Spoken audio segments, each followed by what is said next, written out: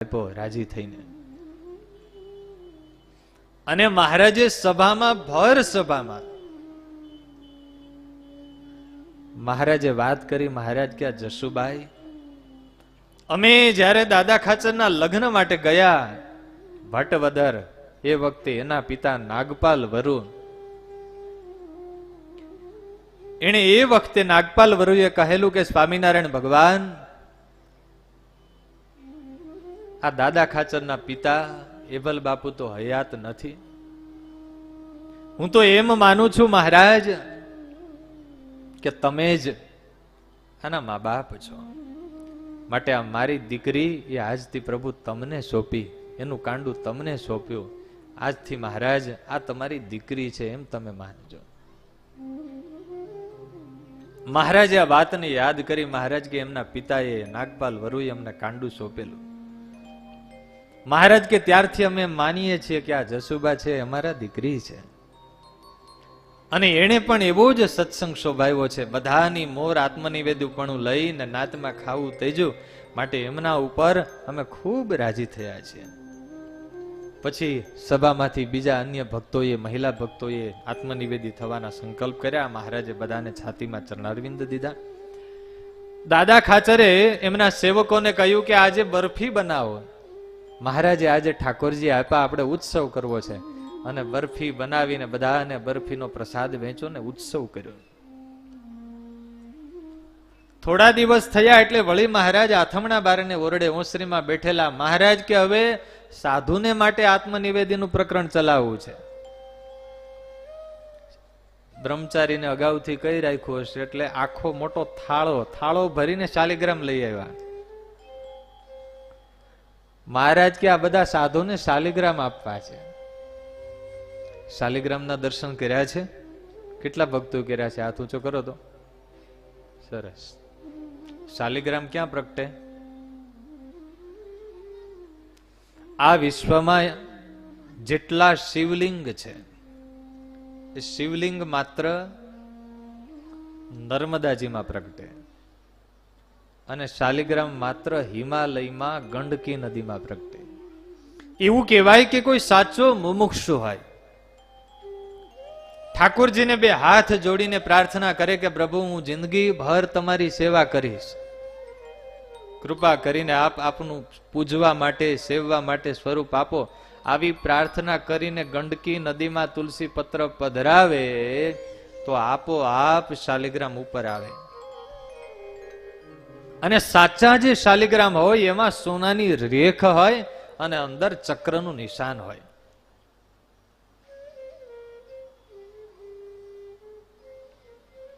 વર્ષોથી આપણી ભારતીય સંસ્કૃતિમાં મૂર્તિઓ તો હમણાં આવી, પેલા તો એવી મૂર્તિઓ હતી નહીં. ત્યારે પથ્થરમાં પરમાત્માનું સ્વરૂપ માનીને એની પૂજવાની આ કેટલી અદમ્ય શ્રદ્ધાની આપણી પરંપરા છે. મૂર્તિમાં તો આકાર હોય, ઠાકોરજીનું રમણીય સ્વરૂપ હોય, ભગવાનને સરસ મજાના વાઘા ધારણ કર્યા હોય, એટલે આપણને એમ લાગે વાહ મહારાજ તમારા દર્શનનું ખૂબ સુખ આવે છે. હવે શાલિગ્રામ તો આમ ગણો તો પથ્થર, અને એમાં કઈ આકાર ના હોય, કોઈ પ્રકારનો મૂર્તિનો ભાવ પણ ના હોય, અને જિંદગી ભર એની સેવા કરવી. આપણે નીલકંઠ ધામમાં એક હરિભગત છે, સમર્પિત ભાવથી ત્યાં રહે છે, હરિદાદા, મૂળ વૈષ્ણવ. એમણે પોતાની જિંદગીમાં એ શાલિગ્રામ ક્યાંકથી લઈ આવેલા, કોઈ સાધુ મહારાજ પાસેથી, બાબા સાધુ પાસેથી પ્રાર્થનાથી માગી લાવેલા કે હું સેવા કરીશ. અને એવો મહિમા છે કે શાલિગ્રામને મોઢામાં રાખે. એમણે 14 વર્ષ સુધી, કેટલા વર્ષ? 14 વર્ષ સુધી. આટલા નાના શાલિગ્રામ છે, 14 વર્ષ શાલિગ્રામ મુખમાં રાખ્યા. આત્મનિવેદી એવા પ્રેમી ભક્તો એ શાલિગ્રામને મુખમાં રાખે. કેટલી શ્રદ્ધા હશે. મહારાજ શાલિગ્રામ લઈ આવ્યા. શાલિગ્રામનો થાળો મહારાજની બાજુમાં પડ્યો છે. મહારાજ કે આજે સાધુને બધાને શાલિગ્રામ આપવા છે, સાધુને આત્મનિવેદી કરવા છે. કોનાથી શરૂઆત કરીશું? એટલે બ્રહ્માનંદ સ્વામી ઉભા થયા. મહારાજ હાલો પેલો ગા પરમેશ્વરનો, આપણાથી શરૂઆત કરીએ. મહારાજના ખોળામાં થાળો છે આખો શાલિગ્રામનો ભરેલો. મહારાજ આમ શાલિગ્રામ ઊંચા નીચા કરવા માંડ્યા. મહારાજ કે આ મોટું શરીર તે શાલિગ્રામ મોટા આપવા પડશે ને, એટલે મહારાજે મોટા શાલિગ્રામ શોધ્યા અને બ્રહ્માનંદ સ્વામીને દીધા. ક્રમમાં બીજા બધા સંતો આવ્યા. મહારાજે સંતોને મંડળ દીઠ શાલિગ્રામ દીધા. મહારાજે આજ્ઞા કરી, હવે જ્યાં જાવ ત્યાં શાલિગ્રામની સેવા પૂજા કરજો, આ શાલિગ્રામને સાથે રાખજો. મહારાજે બધા સંતોને શાલિગ્રામ દીધા. બપોરનું ટાણું થયું એટલે એ જ આથમણા બારના ઓરડા, એમાં મહારાજ ત્યાં બાજોટ ઉપર થાળ જમવા માટે બેઠા. લાડુબા થાળ લઈ આવ્યા. હવે થાળમાં શિયાળાનું મેનુ હતું. શેનું? શિયાળામાં શું મેનુ હોય? કાઠિયાવાડમાં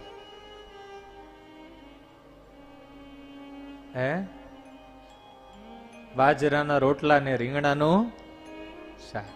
હમણાં ચાલુ થશે ને લોકમાં એવું કે સ્વામિનારાયણ વાળા કે 4 મહિના રીંગણાની હામું ના જોવે, અને જેવો ચાતુર્માસ પૂરો થાય એટલે રીંગણાની હોથ વાળી દે.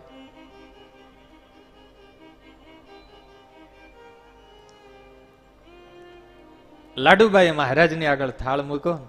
રીંગણાનું શાક અને બાજરાનો રોટલો મહારાજ જમી રહ્યા છે. મહિલા ભક્તો દૂર બેઠા બેઠા દર્શન કરે છે. બહુ મજાનો પ્રસંગ.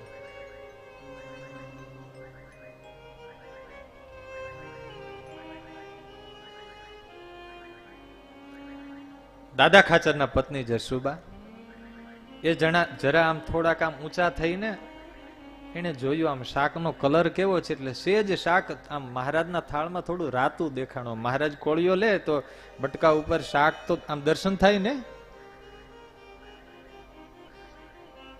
દૂર બેઠા છે તો કેવા ભાવથી મહારાજના દર્શન કરે છે.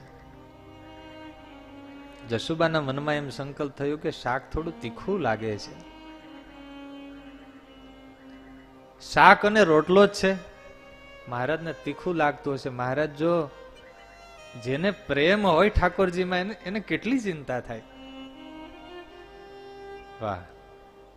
એને મનમાં એમ થયું કે મહારાજને તીખું લાગતું હશે. મહારાજ છાશનો જો હબડકો ભરે ને તો સારું ભાવશે. બોલો જય સ્વામિનારાયણ. મહારાજ છાશ પીવે તો સારું, તીખું લાગતું હશે. મહિલાઓમાં બેઠા બેઠા જસુબાઓ સંકલ્પ કરે છે. અંતર્યામી મહારાજ જાણી ગયા, હવે છાશ તો હતી નહીં, રોટલો ને શાક જ હતું. જસુબાએ સંકલ્પ કર્યો કે મહારાજ થોડીક છાશનો ઘૂંટડો ભરે તો સારું. એટલે મહારાજે કહ્યું, બ્રહ્મચારી, હા મહારાજ. મહારાજ કે અમારે છાશ પીવી છે. એક ભગતને સંકલ્પ થયો છે કે મહારાજ હારે છાશ જમે તો સારું, તે છાશ લેતા હો ને. મહારાજે છાશ મગાવી અને મહારાજે છાશનો કટોરો મોઢે માંડ્યો. મહારાજે 2 ઘૂંટડા લીધા અને પછી મહારાજ બોલ્યા, મહારાજ કે જસુબાઈ, એ તમારો સંકલ્પ પૂરો થઈ ગયો ને, લ્યો હવે આ તમને પ્રસાદી દઈએ. એમ કરીને જસુબાને માટે મહારાજે થાળ મોકલાયો.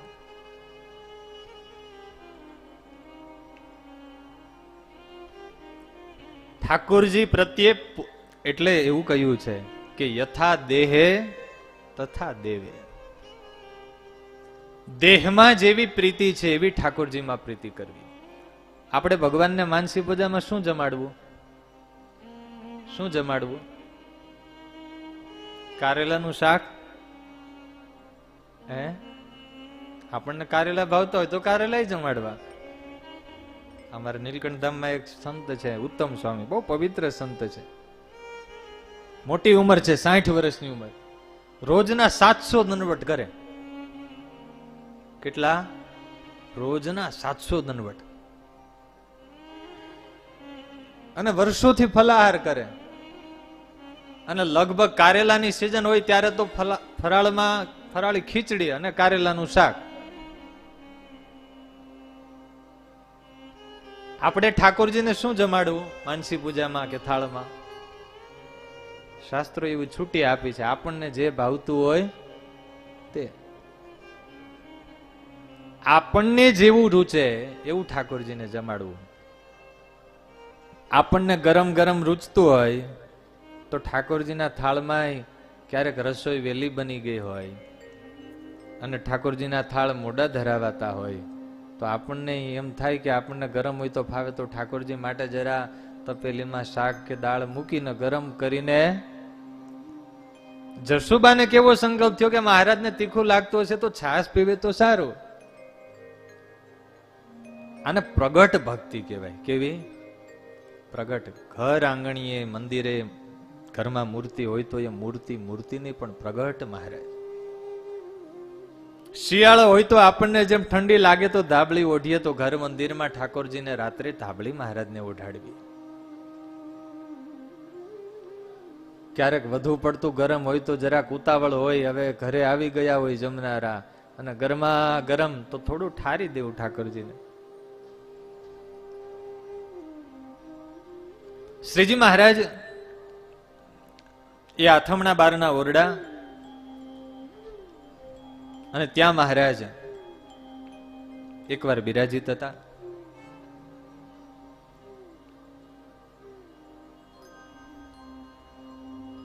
અને એ વખતે મહારાજના દર્શન કરવા માટે ચેલા ખાચર મહારાજના સત્સંગી એ મહારાજના દર્શન કરવા માટે આવ્યા. મહારાજ એ ઓરડા, એની ઓસરી અને ઓસરી આગળ પગથિયા, એટલે પગથિયાનું રમણું જે હોય, પગથિયા ચાલુ થાય એની પહેલા આગળ જે ઓટો હોય, મહારાજે ત્યાં સ્નાન કરવાનો સંકલ્પ કર્યો. એટલે મહારાજ જામો ઉતાર્યો, ખેસ ઉતાર્યો, ઘરેણા ઉતાર્યા, ઝીણી ધોતી મહારાજે ધારણ કરી છે.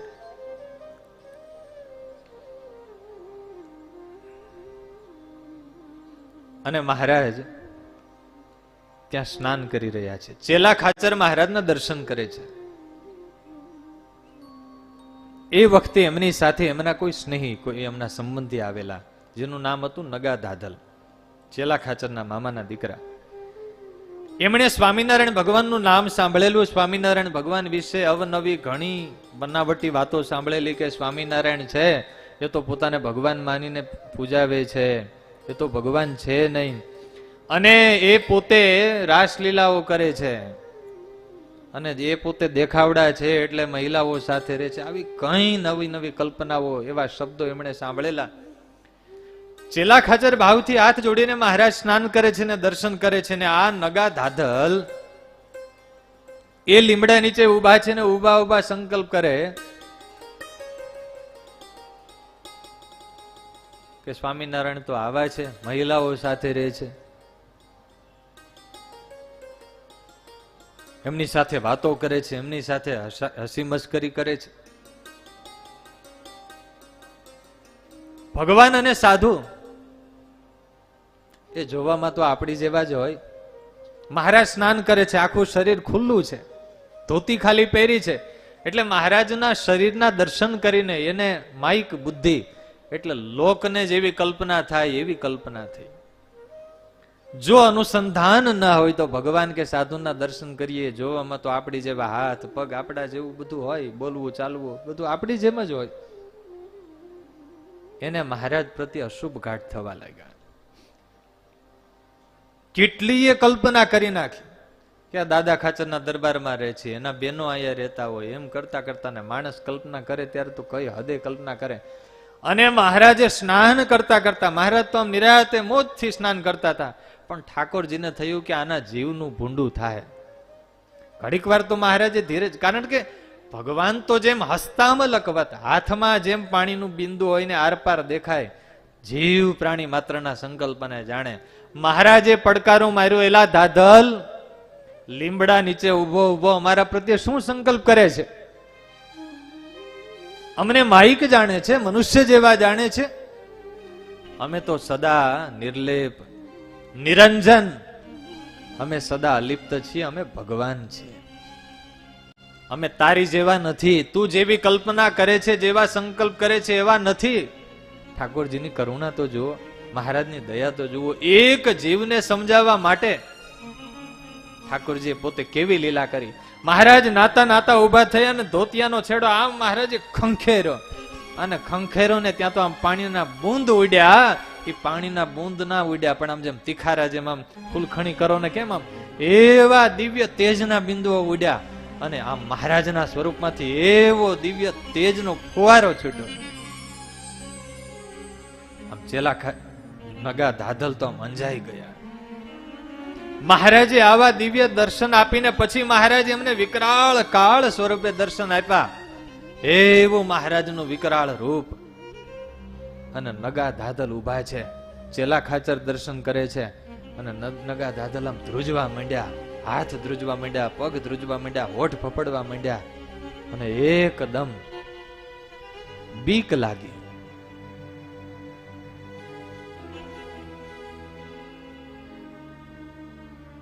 શ્રીજી મહારાજ પોતાનું દિવ્ય તેજ મહારાજે સંકેલી લીધું. મહારાજ એવું બોલ્યા કે મહારાજ કે તાધલ ભગવાનના સ્વરૂપમાં જે સંશય કરે ને એનું તો નાક કપાય, અને ભગવાનના સ્વરૂપમાં જેને માયાનો સંકલ્પ થાય એ તો જીવે છે તો મરેલો છે, આવું મહારાજ બોલી ગયા. મહારાજ તો સ્નાન કરીને વસ્ત્રો બદલી અને મહારાજ અક્ષરવડીમાં જતા રહ્યા. રાત્રિના સમયે એને ઉતારો કર્યો. ચેલા ખાચર સાથે હતા, એમના સંબંધી, એ મહારાજના ભગત, એને મહારાજનો નિશ્ચય. એ જરા વઢાયેલા નગા દાદલ તે આવો સંકલ્પ કેમ કર્યો ભગવાન પ્રત્યે? અને એમાં રાત્રે સુતા ને મહારાજે વચનામૃતમાં કહ્યું, મહારાજ કે ભગવાન અને સાધુને જેવા જાણે એવો પોતે થાય. ભગવાન અને સાધુને